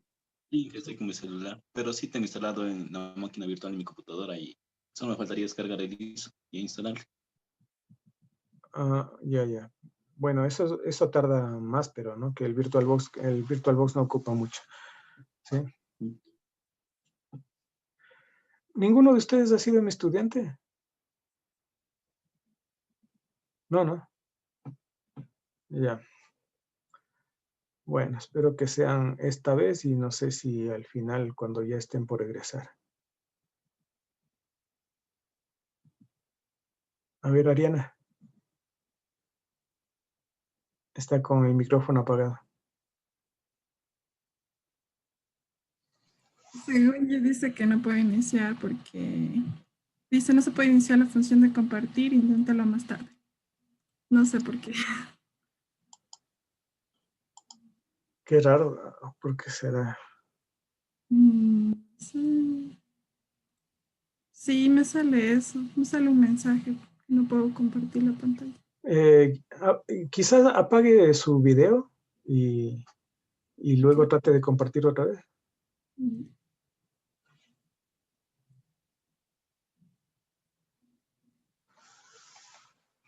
No, me sale código de error 1050-035. Uy. Bueno, a ver, vamos con Brian Cocha. Inge, el VirtualBox ya tenía instalado, entonces eso lo puedo mostrar. El ISO sí se está demorando bastante. Bueno, a ver, entonces voy yo, ¿ya? Voy a compartir mi pantalla. No comparto. No, voy yo a compartirles. A ver, estaba en esto. Bueno, yo supongo que ya tengo descargado el virtual. Chuta, me estaba olvidando de una cosa. Esto es solamente para hacer un recuento, un resumen de lo que vimos en esta exposición, ¿sí? Así que aquí tienen ustedes un mapa mental, ¿ya? Un mapa mental en el cual se ve cuál es la historia de Linux. O sea, para recordarles, ¿no? Linux es un sistema operativo similar a Unix. A ver, de una vez, la primera pregunta de este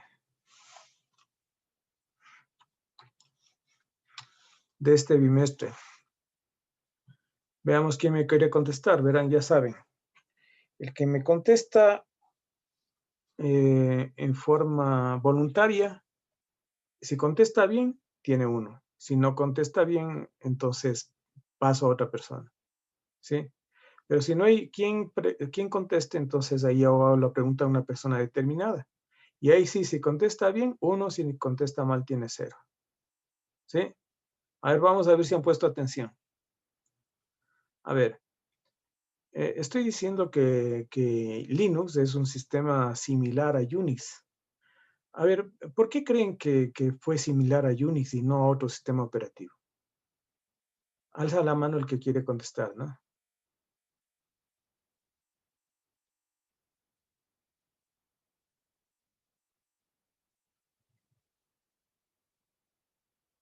Nadie. Bueno, a ver, donde caiga el dedo. Luis Santa Cruz. Yo, Inge, prefiero ver. Sebastián. No es, ¿cómo? O sea, mi primer nombre es Luis, pero prefiero Sebastián. Pero le conocen como Sebastián. Claro. A ver, Sebastián, dígame. ¿Por qué Tal cree vez por usted? el lenguaje de programación, que es en C. A ver, el lenguaje de programación, ¿qué qué? Que es en C. No. No. Entonces, no sabría decirle, Inge.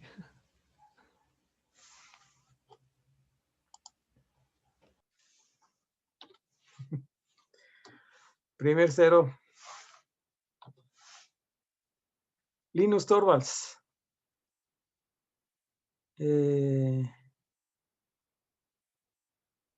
Bueno, Linus Torvalds ya sabemos que es el creador del kernel de Linux. Y su primera versión la lanzó en 1991. ¿Sí? Pero, ¿por qué inicialmente fue desarrollado para la Intel x86? ¿Quién me contesta? Ariana, a ver. Fue desarrollado en eso porque Linux Torvalds tenía ese procesador, tenía esas características de su computadora, entonces por eso fue desarrollado. Muy bien, Ariana.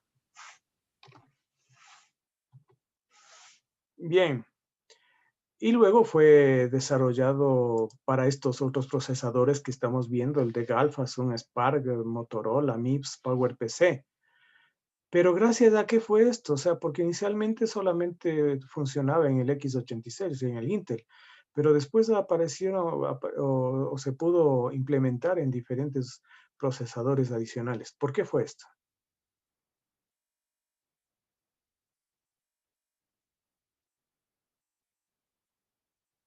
¿O gracias a qué?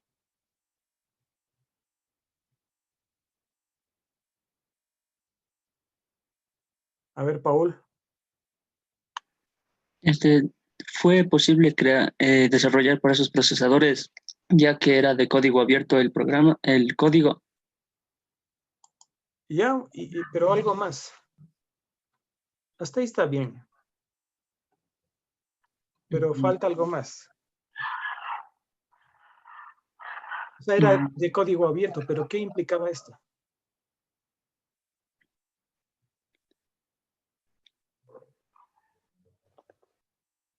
Tomémosle como válida. No sé si alguien me contesta en lo que acabo de preguntar. O sea, fue de código abierto, pero ¿qué tiene que sea de código abierto para que se hayan, o sea, que sea capaz de implementarse también en otros procesadores? ¿Qué tiene que ver esto de que sea de código abierto? Tal vez el código base era, ¿cómo decir?, algo modular y podía ser portado a otras arquitecturas. Pero ¿quién lo hizo?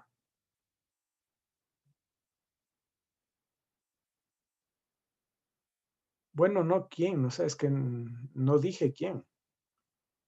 O sea, no hay alguien específico aquí. Fue lo del proyecto GNU. No, porque esto es posterior, digamos. O sea, o es diferente. O sea, mi pregunta es, ¿por qué el kernel de Linux que fue desarrollado para la Intel x86, por qué gracias al código abierto pudo ser implementado después en otros procesadores. O sea, ¿cómo se trabajó? O sea, ¿en qué sirvió el código abierto? ¿De qué sirvió el código abierto para que se pueda desarrollar en otros procesadores? En el código abierto era posible que las personas que estaban interesadas en la programación puedan modificarlo y así lograr avances y nuevas distribuciones. Exacto. Pero sino que no sé cuál es su nombre, porque no vi que levantó la mano, entonces no sé. Ah, ay, perdón, Yasmin Torres. Ya, Yasmín. Muy bien, Yasmín. Sí, muy bien. A ver, bueno, ya pasamos esto y ahora sí viene la relación que tuvo con GNU. O sea, primero, ¿qué es GNU? ¿Quién me contesta esa pregunta?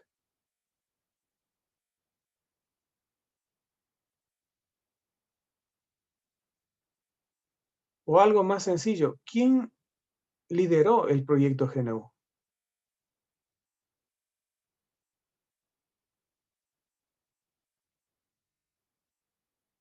A ver, Brian.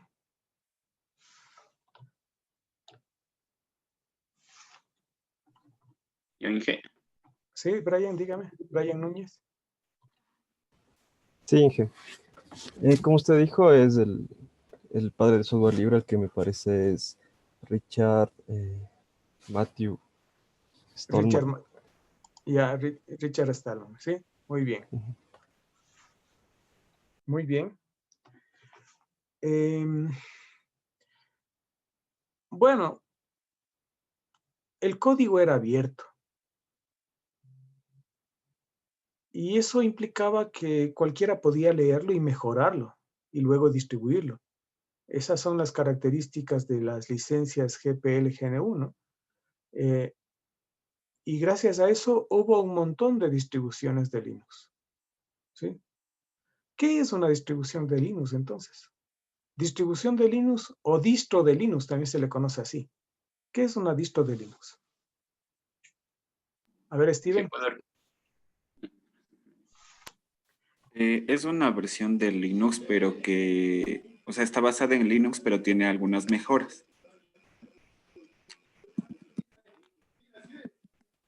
¿Ya? Sí. Ya, pongámosle así. Hay algunas familias, ¿no? O sea, fíjense que después de tener un código abierto, algunos dijeron, oh, esto se puede mejorar. Y entonces inventaron, por ejemplo, una serie de programitas que me permitían, por ejemplo, descargar, empaquetar programas, actualizarlos. O sea, esos son programas especiales que justamente es una de las diferencias que existe entre estas distribuciones que están por aquí. Ubuntu parte de Debian, ¿no? CentOS y Fedora parten de Red Hat, Mandrake también, ¿sí? Esas son cosas importantes que hay que tomar en cuenta, ¿ya? Y de ahí hay un montón de distribuciones más, ¿sí? Bueno, después las licencias GPL. ¿Qué significa GPL? Licencia pública general, Inge. Sino que no ha alzado la mano, pero ya vi su nombre, Brian Cocha, ¿no? Sí. ¿Ya? Muy bien. Eso significa GPL, ¿no? ¿Por qué dirían ustedes que debería llamarse el proyecto GNU Linux y no solamente Linux?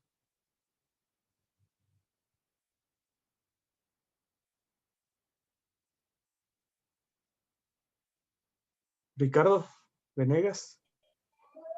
Porque en sí entre las personas que, como quien dice, se conformó el GNU, fueron quienes más aportaron y modificaron los códigos que ya existían para tener lo que hoy conocemos como Linux. No fue solo, o sea, solo un solo, ¿cómo se podría decir?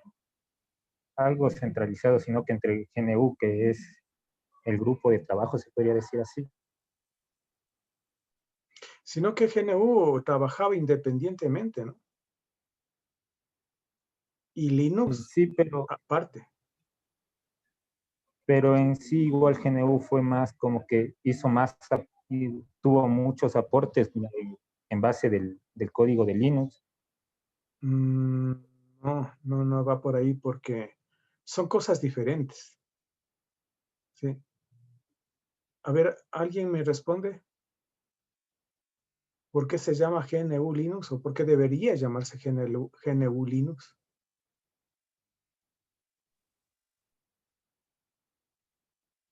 Edison Casa. Inge, tal vez, sí. Inge, tal vez sea porque es como que GNU y Linux trabajan de manera complementaria, o sea, como que van empaquetados en un solo mismo. Sí, exactamente. O sea, trabajan de manera independiente, pero Complementaria estuvo bien. ¿Sí? Porque lo que pasa es que las sí. aplicaciones generadas por GNU son aplicaciones que están en capas superiores, digamos, ¿sí? Pero en cambio, el kernel de Linux, desarrollado por Linus Torvalds, porque el sistema operativo GNU fue desarrollado por el grupo de Richard Stallman, ¿sí? Pero a ese software le hacía falta el kernel. El kernel es de Linux, ¿sí? Es decir, la parte de software que está más unida al hardware del equipo es el kernel. Y ese kernel fue proporcionado por Linux. Así que junto con el GNU formaron un sistema operativo que debía llamarse el GNU Linux. Pero por algunos motivos no se le llama GNU Linux, sino más bien es más bien una cuestión de costumbre que se lo ha llamado ya Linux solamente. Pero debería ser GNU Linux, ¿no? Porque muchas aplicaciones que fueron desarrolladas en GNU participan dentro de este sistema operativo GNU Linux. Linux, el que todavía está siendo desarrollado, actualizado, está siendo liderado todavía por Linus Torvalds, pero trabaja a nivel del kernel, ¿sí? Entonces, esa es la cuestión. A ver, señor Cáceres, ¿no? Sí. Bueno, ¿qué más podría preguntar por aquí? No, nada más. Inge, ¿Sí? ¿y cuál sería la respuesta entre la similitud entre Unix y Linux? Entre Unix y Linux. Bueno,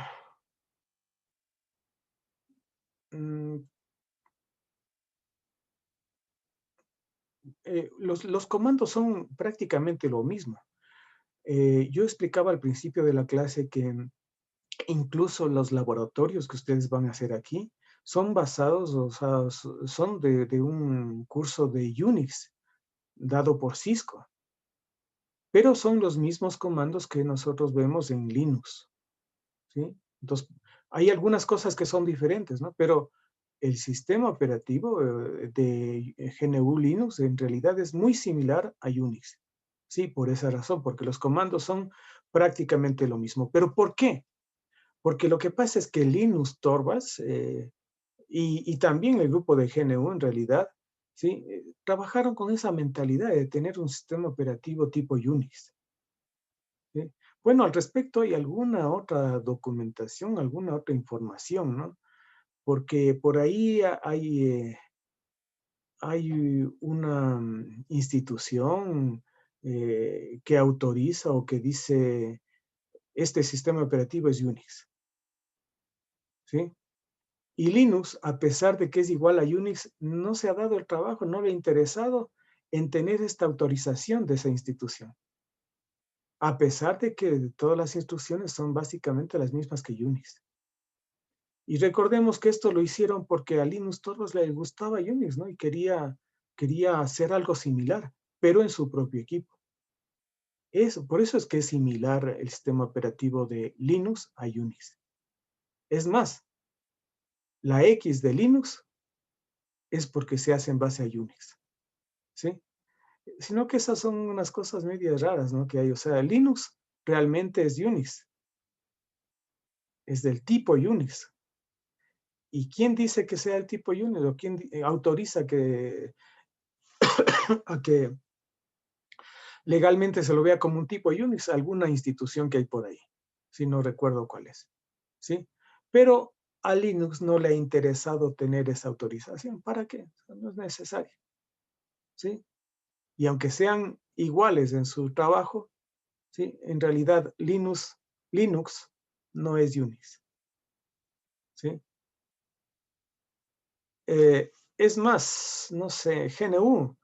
En muchas partes ustedes encontrarán GNU, significa GNU, no es Unix, no Unix. La N y la U viene de no Unix, así lo dice. ¿Sí?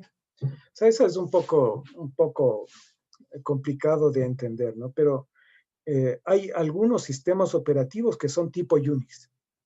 ¿Sí? Y Linux, a pesar de que es igualito a Unix, o sea, los comandos son igualitos, no es Unix. ¿Por qué? Porque simplemente no tiene la autorización o no ha pedido la autorización a una institución que dice este sistema operativo es tipo Unix. Sí, yo creo que ahí queda más claro. ¿Sí? Bueno, pero por esa razón es similar. ¿Ya? ¿Alguna otra pregunta?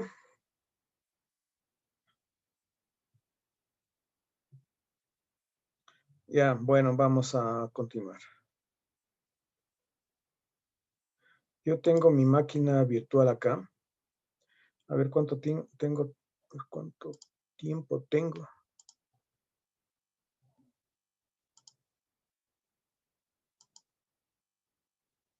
Tantas cosas que tengo abiertas.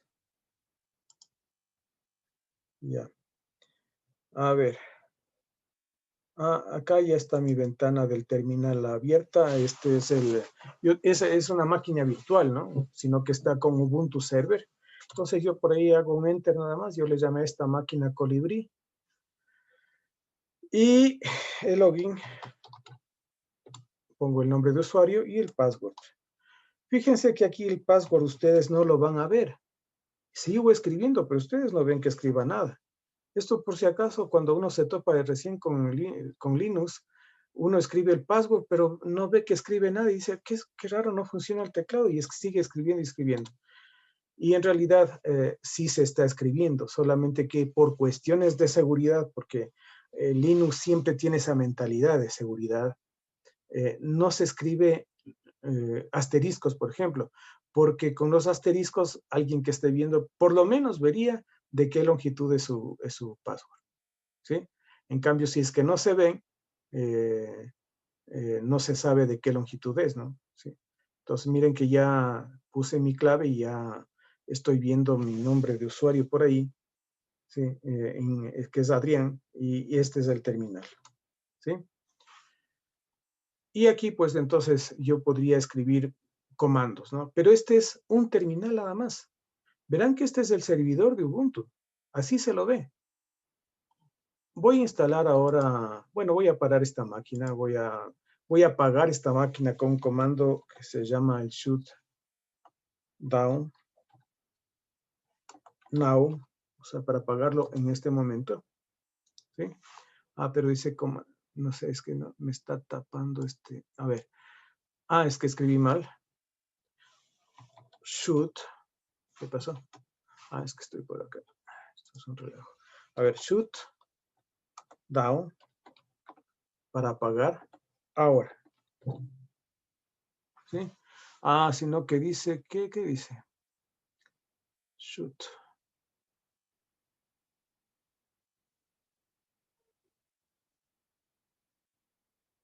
No sé. ¿Qué pasa? Shoot down now. Nada. No hay este comando. Shoot down. No estoy escribiendo. Bueno. Bueno, voy a apagarlo de otra forma. Por medio de la máquina virtual voy a apagarlo. Sí, porque voy a instalar la otra máquina. Estoy apagando.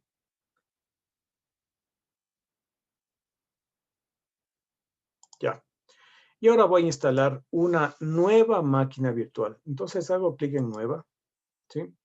Voy a poner el nombre de esta máquina, que va a ser el Ubuntu.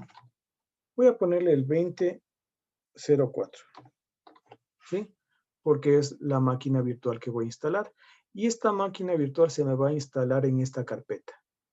En realidad la máquina virtual, ya vamos a ver que es un archivo nada más, ¿sí?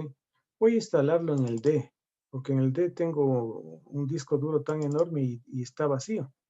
Y aquí voy a poner, no voy a poner nada aquí, porque la máquina virtual ya crea una carpeta aquí. Así que voy a poner seleccionar carpeta, de tal manera que la máquina virtual se me va a grabar en este directorio, ¿sí? A nueva carpeta, dice. Voy a ver si le pongo Ubuntu 20 _04. Ya, ahí veamos. Next. Ahora me pide el tamaño de la memoria. Yo tengo aquí en esta máquina 16 gigas.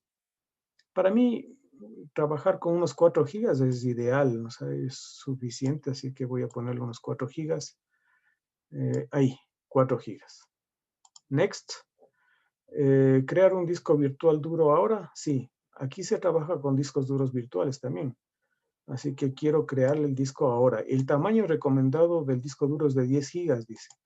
Bueno, voy a ponerle continuar, también siguiente aquí. Y aquí, en esta parte es importante tomar en cuenta qué significa reservado dinámicamente y de tamaño fijo. Pero eso está indicado aquí mismo, ¿no? Por si acaso se olviden lo que les voy a decir. Yo siempre utilizo tamaño fijo, ¿sí? Porque el que es reservado dinámicamente significa que, por ejemplo, si tomo un disco duro de 10 gigas, ¿sí? Y al principio cuando yo instalo, bueno, digamos de 20 gigas, y al principio cuando instalo mi sistema operativo, este sistema operativo y otras aplicaciones de los 20 gigas utilizan 10 gigas, por ejemplo, ¿sí?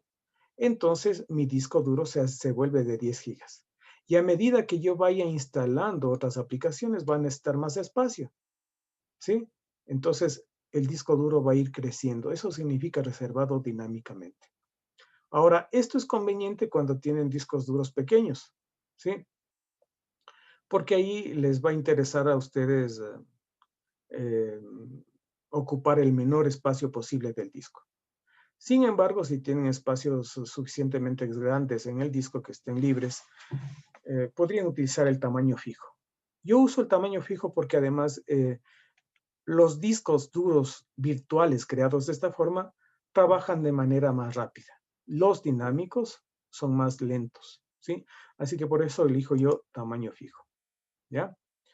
Y le ponen de 10 gigas aquí por defecto. Yo quiero ponerle 20 gigas. Bueno, voy a escribir aquí mejor 20 gigas. Y listo. Crear. Esto se tarda un poquito, ¿no? Dependiendo también de su máquina, ¿sí? Y vamos a ver dónde estoy creando yo mi máquina virtual. Recuerden ustedes que estaba en el de máquinas virtuales. Y aquí en máquinas virtuales, miren que se creó esta carpeta Ubuntu 2004. Ah, y dentro de esta se ha creado otra. Es que bueno, eso no debía ser entonces sin esto. Y aquí se está creando este archivito. Este archivo es justamente la máquina virtual, ¿sí? Recuerden ustedes que yo aquí en las máquinas virtuales tenía un servidor, es este. Y fíjense que cuando se crea la máquina virtual se crea todo esto. Y este es como tener la máquina, es un archivo la máquina virtual, ¿sí? Es la imagen, dice aquí, ¿no? Del disco virtual. Este es el disco duro virtual, ¿sí? Hay una carpeta de snapshots también. Esto sirve para, por ejemplo, guardar el estado de la máquina virtual cuando yo voy a instalar algo. Eso es lo bueno de la máquina virtual también, ¿no? Que cuando yo voy a instalar, a probar algo que me puede estar modificando mi sistema, antes de eso hago un snapshot. Es como que le tomara una fotografía y eso lo almaceno. De tal manera que si algo sale mal en la instalación, yo puedo volver al estado anterior.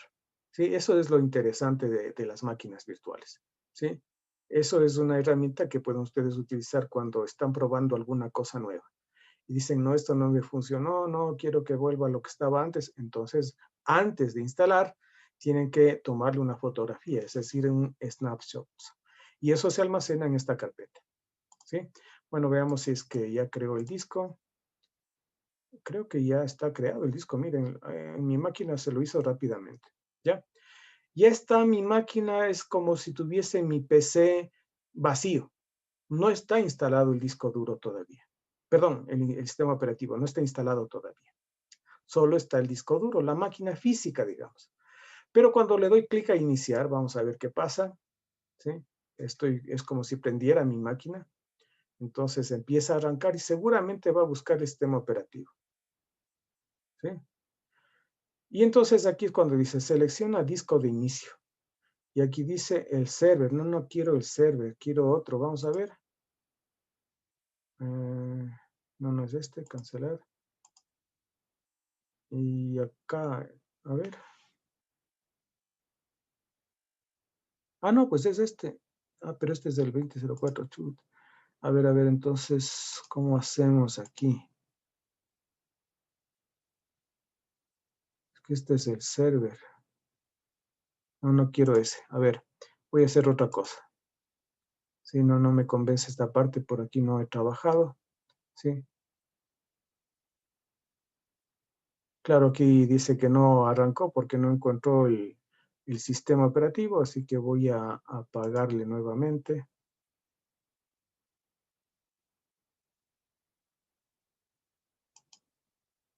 Oh, oh.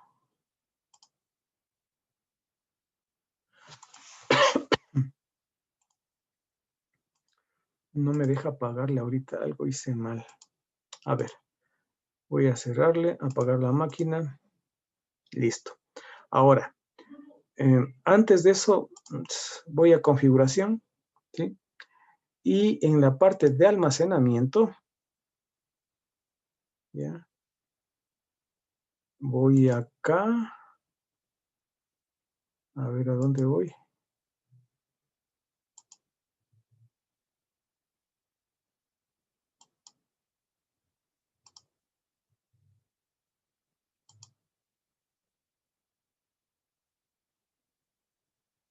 Sí, en almacenamiento era.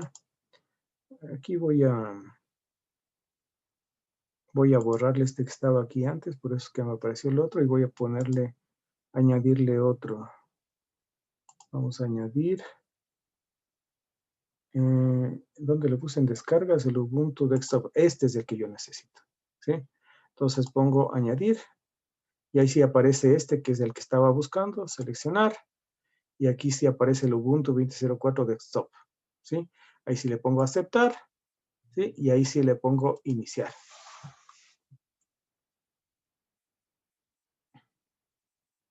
Bueno, y creo que vamos a terminar pronto. Solamente les voy a indicar qué es lo que sucede cuando ya está arrancando. ¿Qué pasa? ¿Qué pasa? No me deja. ¿Qué pasa? Algo está sucediendo con esto. Bueno, ya lo vamos a solucionar. Eso no es... Es que hoy instalé una nueva versión del VirtualBox. ¿Sí? Así que no sé, está... Miren que aquí está el desktop. No entiendo por qué no me coge.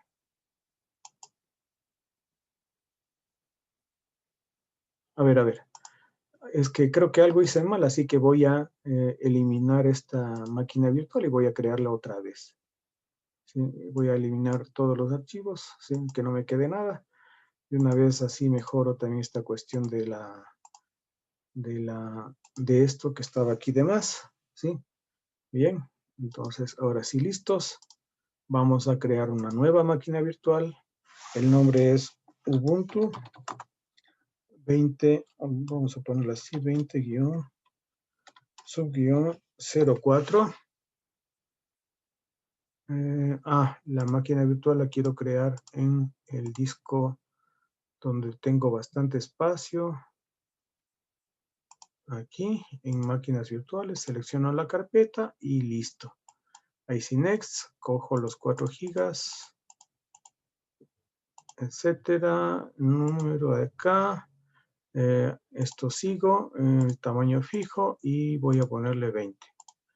Listo, crear, ya está creando. Esto se lo hace rápidamente y esperemos que no se demore mucho para crear el disco duro de 20 gigas. ¿Sí? Y después voy a arrancar. Espero que ahí sí no haya ningún problema, ¿no? Porque algo se hizo mal, entonces preferiblemente hacerlo de nuevo, pero bien hecho. Ya está, miren qué rapidísimo y ahora sí vamos a iniciar. Espero que ahora no me dé ningún problema.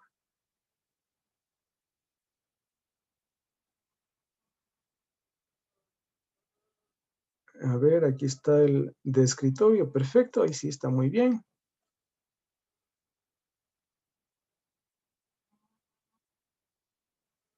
Perfecto, ¿ya?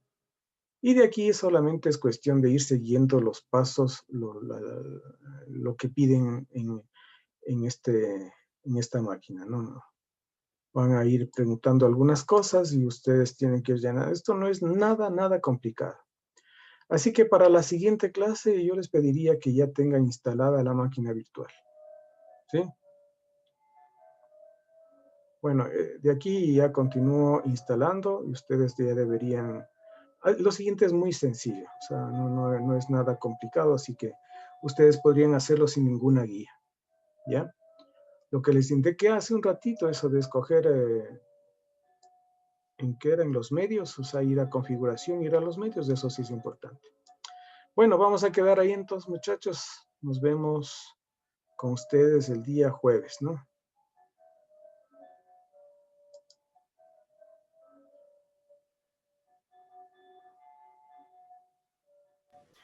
Los que vayan teniendo las preguntas de cero, siempre les doy chance a que puedan recuperar, al menos en estas primeras clases, ¿sí?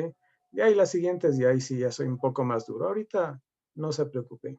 Ya le de preguntar alguna otra cosa para que sacó cero, pues recupere, ¿sí? Bueno, muchachos, nos vemos entonces hasta pasado mañana. Hasta luego, Inge. Hasta luego, Inge. Hasta luego, Inge. Bien. Hasta luego, Inge. Hasta luego. Hasta el viernes, Inge. ¿El viernes es? Sí. No, jueves es. Viernes, Inge. ¿Viernes? Sí, Inge, el viernes. Sí, viernes de 7 a 8. Ah, sí. Ya, muy bien. Nos vemos el viernes. Ya, hasta luego. Hasta luego.